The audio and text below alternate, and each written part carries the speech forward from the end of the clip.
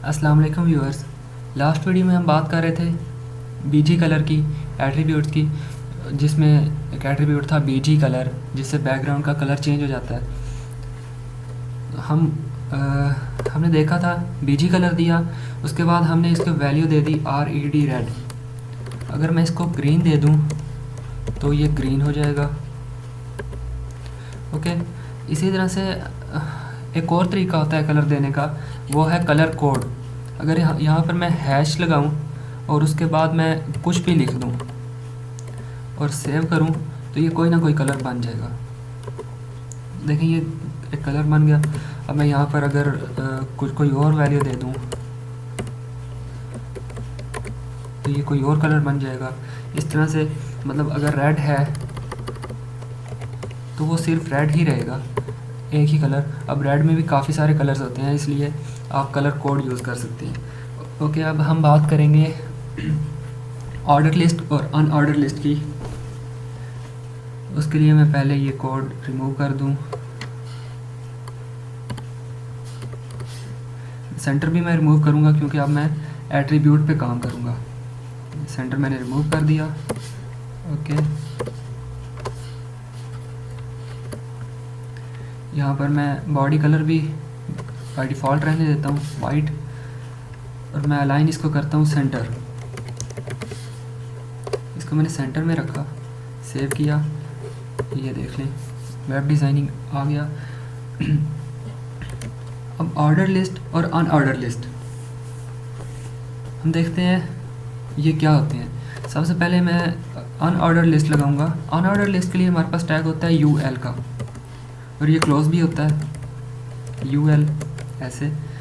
इसके बीच में हमने सारा काम करना है। फॉर एग्ज़ाम्पल मैंने अगर यहाँ पर कोई लिस्ट आइटम लगाना है, जैसे लिस्ट आइटम के लिए LI करूँगा, और यहाँ पर मैं लिखता हूँ HTML LI क्लोज, सेव करूँगा। तो आप देखें इस तरह से जैसे हमारे पास बुलेट्स की फॉर्म में लिखा हुआ आता है, कुछ पॉइंट्स होते हैं, उस तरह से हम कर सकते हैं। अब यहाँ पर मैं इसको डुप्लिकेट करता हूँ, जैसे यहाँ पर मैं लिख देता हूँ CSS जावास्क्रिप्ट PHP। तो ये देखें HTML CSS जावास्क्रिप्ट PHP, इस तरह से ये लिखा हुआ आ गया। अब यहाँ पर डॉट्स आ रहे हैं, मैं चाहता हूँ यहाँ पर नंबर लिखे हुए आए। तो नंबर्स के लिए हमारे पास एक और होता है ऑर्डर लिस्ट। ये अनऑर्डर लिस्ट है, इसमें इस पूरे को मैं कॉपी करता हूँ और यहाँ पर पेस्ट करके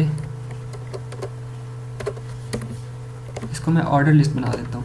ऑर्डर लिस्ट के लिए हमारे पास होता है OL, और यहाँ पर OL क्लोज होगा, अंदर वैसे का वैसा ही लिस्ट आइटम होगा।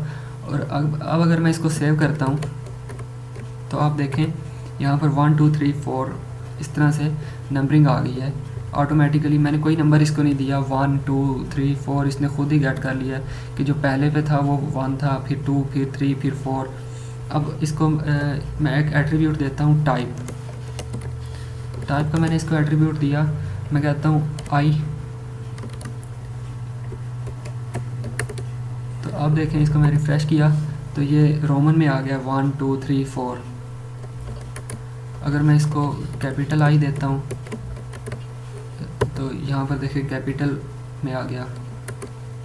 ओके, अब मैंने यहाँ पर 1 दिया, यानी टाइप इसकी 1 2 रहेगी।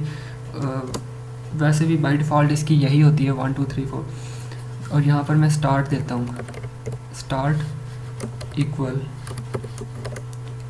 मैं कहता हूँ 3 से स्टार्ट हो। सेव किया। जब मैंने इसको रिफ़्रेश किया तो देखिए ये 3 से स्टार्ट हो रहा है, 3 4 5 6 इस तरह से। ओके, जैसे यहाँ पर डॉट है इसको भी हम चेंज कर सकते हैं। इसके लिए हमारे पास यहाँ पर अनऑर्डर लिस्ट में मैं टाइप लगाऊंगा, इक्वल करूँगा, और स्क्वायर होगा शायद, SQU आ गई स्क्वायर। सेव किया मैंने और यहाँ पर रिफ़्रेश किया, देखें ये स्क्वायर हो गया। पहले सर्कल आ रहा था और अब ये स्क्वायर हो चुका है। ओके, तो इस तरह से हम यूज़ करते हैं ऑर्डर लिस्ट और अनऑर्डर लिस्ट। अब मैं इसके अंदर भी यूज़ कर सकता हूँ, जैसे यहाँ पर है UL टाइप। अब यहाँ पर मैं अनऑर्डर लिस्ट है, इसके अंदर मैं चाहता हूँ कि ऑर्डर लिस्ट आ जाए। ये एल आई है, इस एल आई को मैं अभी क्लोज़ नहीं करता, यहीं पर मैं इस पर लिखूँगा U L order list. Okay, यहाँ पर मैं इसका लिस्ट आइटम दूंगा, जैसे HTML1 लिस्ट आइटम क्लोज, फिर li लिस्ट आइटम HTML5, मैं इसको HTML कर देता हूँ, तो इसको मैं 5 कर देता हूँ, इसका मैंने लिस्ट आइटम क्लोज कर दिया। ओके, और ये जो लिस्ट आइटम था, ये इस वाले लिस्ट आइटम का ये क्लोज़ हो रहा है। ओके, ये वाला लिस्ट आइटम यहाँ पर क्लोज़ हो रहा है, ये वाला यूएल मैंने अभी क्लोज़ नहीं किया, इसको मैं यहाँ पर क्लोज़ करूँगा। सॉरी, मैंने यहाँ पर OL बनाना है, OL ये मैंने OL बना दिया। ओके, UL भी बना दें, कोई फ़र्क नहीं पड़ता, वो बस डॉट आ जाएंगे। यहाँ पर मैंने इसको सेव किया, रिफ़्रेश किया, तो ये देखें HTML और इसके आगे सब आइटम्स आ रहे हैं 1 to HTML and HTML5। Okay, आज की वीडियो में बस इतना ही। Thanks for watching. अल्लाह।